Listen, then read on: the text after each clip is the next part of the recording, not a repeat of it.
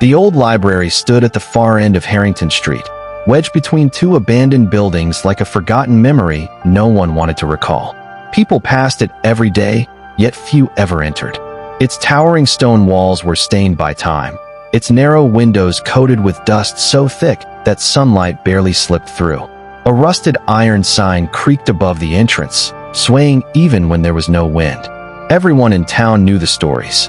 Strange whispers, flickering lights, people walking in and never returning the same.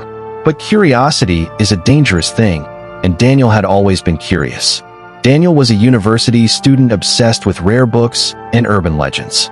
When he heard that the Harrington Library stored ancient manuscripts no one had cataloged in decades, he couldn't resist. One rainy evening, with thunder growling across the sky, he pushed open the heavy wooden doors. The hinges screamed like something alive. Inside, the air was thick with dust and smelled of rotting paper. Endless shelves stretched into darkness, forming narrow corridors that looked more like a maze than a library. The lights overhead flickered weakly, buzzing like dying insects. A chill crept up Daniel's spine, but he brushed it off. "Old buildings make noises," he muttered. His footsteps echoed unnaturally loud, as if someone were walking just a second behind him. He turned suddenly. Nothing. Only rows of books and suffocating silence. He pulled out his phone to use the flashlight, but the screen glitched, flashing static before returning to normal. That's when he noticed something strange. The library had no librarian, no staff, no security. Just him. As Daniel ventured deeper, he found a section sealed off with yellow tape. A faded sign read, "Archives, authorized personnel only." The tape looked decades old, brittle and dusty. Ignoring common sense, he ducked underneath. The air grew colder instantly, and the smell changed from old paper to something damp and rotten. The shelves here were taller, stretching up like prison bars disappearing into darkness. That's when he heard it. A faint whisper. At first it sounded like pages turning, but then it became clearer. It was a voice. No, many voices, murmuring in a language he couldn't understand. They weren't coming from one place. They were coming from everywhere. Between shelves, behind walls, inside the books. Daniel's heart pounded. "Hello," he called out, his voice trembling. The whispers stopped instantly. Silence swallowed the room so completely that his ears began to ring. Then, from the end of the aisle, he saw movement. A shadow stretched unnaturally long across the floor, bending at impossible angles. It looked human, but something about it was wrong. Its limbs jerked like a broken puppet. Daniel froze as the shadow slowly slid back behind the shelf. "This isn't real," he whispered to himself. "I'm just tired."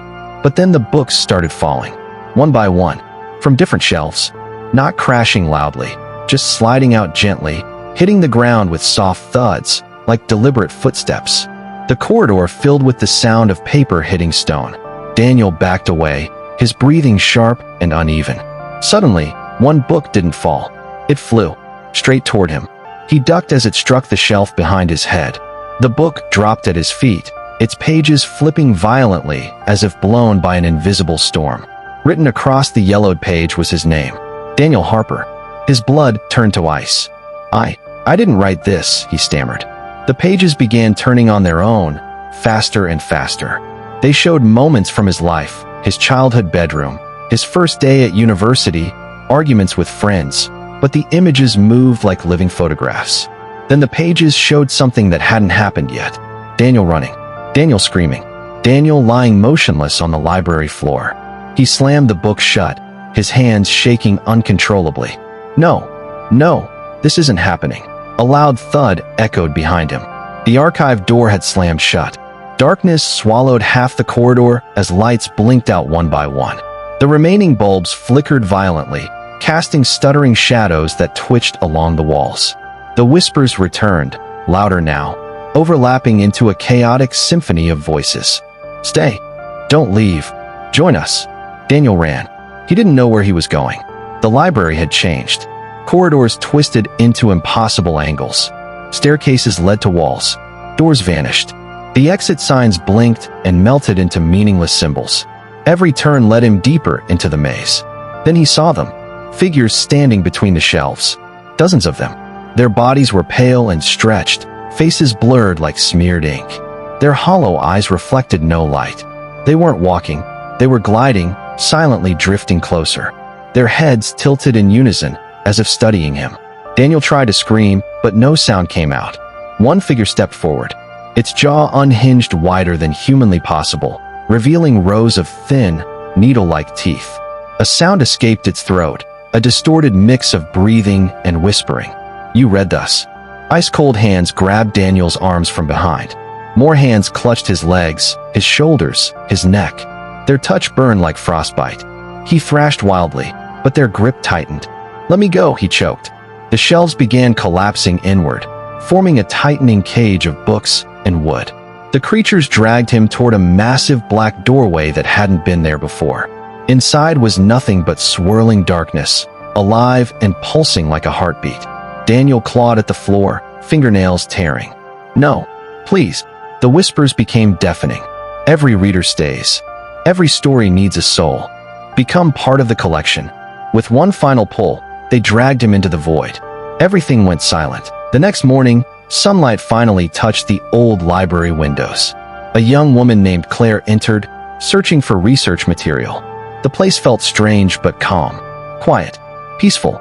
As she walked past the archive section, something caught her eye. A new book lay on a display table. Its cover was fresh, leather still shining. Title embossed in gold. "The Boy Who Entered." Author, Daniel Harper. Claire frowned. "Strange. I've never heard of this." She opened the book. The first page read, "Daniel never believed the stories about Harrington Library." A cold breeze brushed past her.